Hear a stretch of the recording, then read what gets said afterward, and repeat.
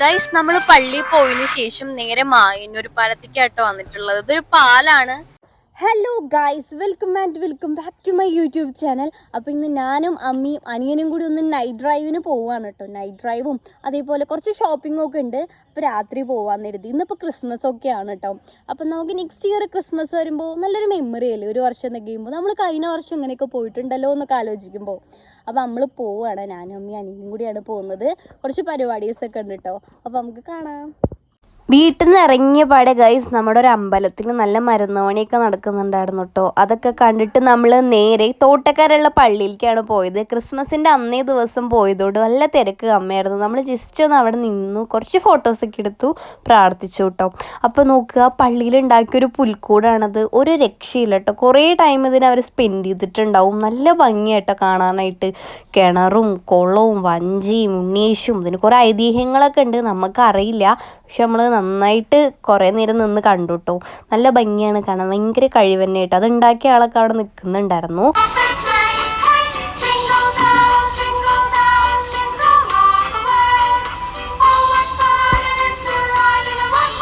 Guys, അപ്പം ഞാനും അമ്മയും നേരെ അവിടെ നിന്ന് പോന്നിട്ടുണ്ട് കേട്ടോ. അപ്പം നമ്മൾ വേറൊരു സ്ഥലത്തോട്ട് പോവാണ്.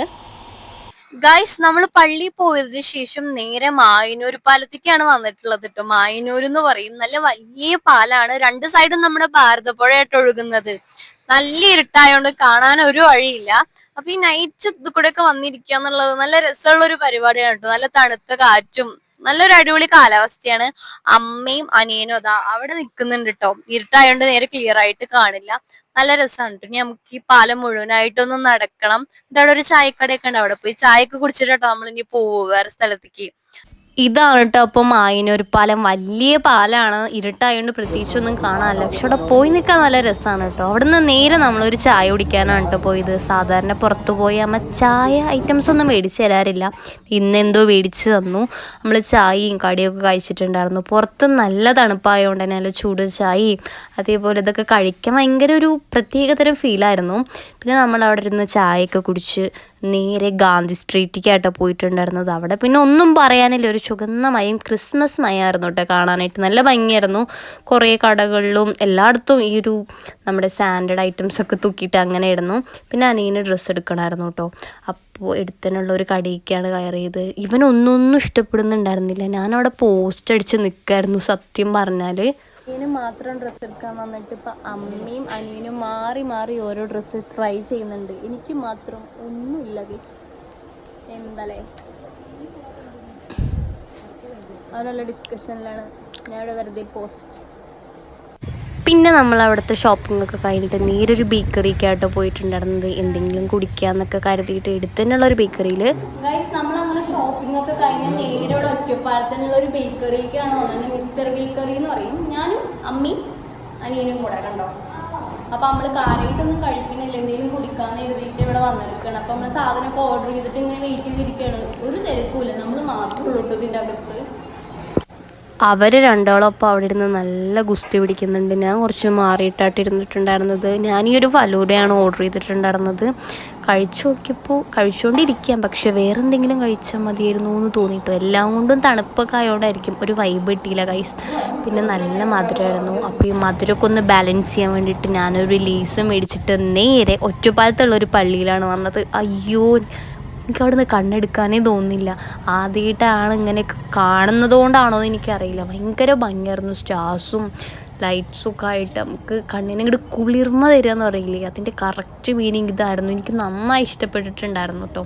ക്രിസ്മസ് ട്രീ ഒക്കെ ഇങ്ങനെ ലൈറ്റ് കൊണ്ട് ഉണ്ടാക്കിയിട്ട് കുറേ നേരം അവിടെ നിന്നതൊക്കെ കണ്ടു.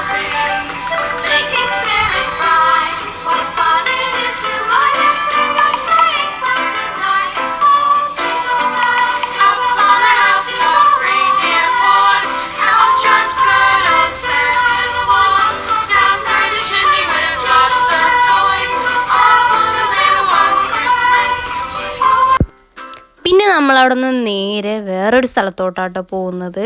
വേറെ എങ്ങോട്ടും അല്ല ഗൈസ്, കാണുന്നെ വേണം.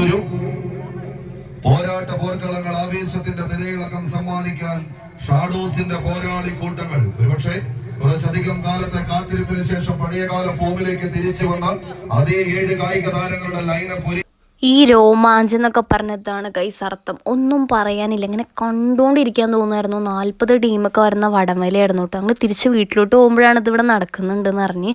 അപ്പോൾ നമ്മൾ അവിടെ കയറിയിരുന്ന 1 മണിക്കൂറൊക്കെ ഇത് കണ്ടിട്ടാണ് പോയിട്ടുണ്ടായിരുന്നത്. നല്ല ക്രൗഡാണ് കേട്ടോ. കമ്പായിരിക്കും കാണാൻ, കണ്ടുകൊണ്ടേ ഇരിക്കാൻ തോന്നും കേട്ടോ. ഡിലേ ഒന്നുമില്ല, വേഗം വേഗം മത്സരങ്ങളൊക്കെ ഇങ്ങനെ നടക്കുന്നുണ്ടായിരുന്നു. പിന്നെ നമ്മളത് കണ്ട് നേരെ വീട്ടിലോട്ടാണ് കേട്ടോ പോയത്. പിന്നെ വീട്ടിലോട്ട് എത്തിയപ്പോൾ ഒരു 11-11:05 ആയിട്ടുണ്ടായിരുന്നു. നല്ലൊരു അടിപൊളി ഡേ ആയിരുന്നു കേട്ടോ.